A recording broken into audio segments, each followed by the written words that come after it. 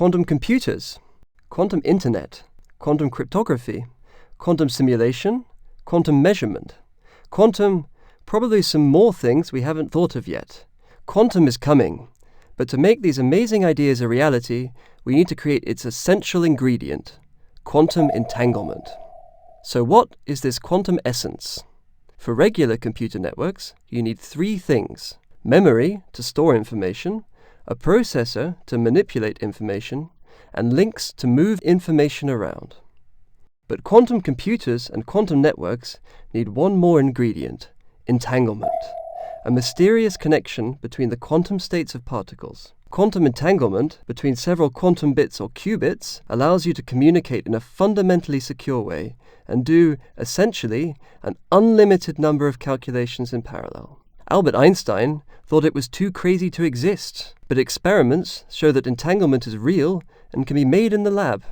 However, entanglement is extremely fragile. Any interaction with the outside world will destroy it, or at least degrade its quality. We have demonstrated new ways to produce entanglement and transfer it, and more importantly, to do entanglement distillation, combining two weakly entangled links into one excellently entangled link. Our quantum bit sits in tiny diamond crystals, where in some places a spare electron sits next to a nitrogen atom.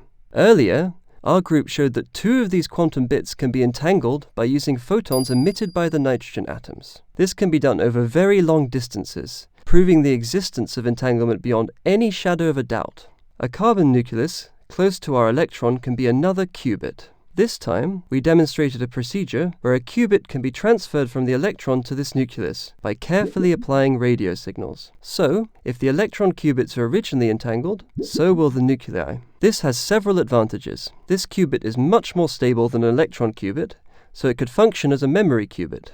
Also, this entanglement transfer frees up the electron to become entangled again. Using our new tricks, we can entangle two qubits partly, say 50%, and store them. Then the electrons are free again, so we can entangle them again to 50%. We can then use our radio control to combine these 50% links into one 75% entangled link, which is much better than what went in.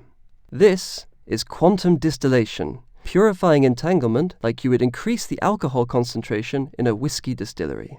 With quantum distillation, we can create, maintain, and manipulate entanglement. And what's more, we demonstrated it in a setup that has the essential parts of any computer network: memory qubits, processor qubits, and long-distance quantum links stretching up to several meters.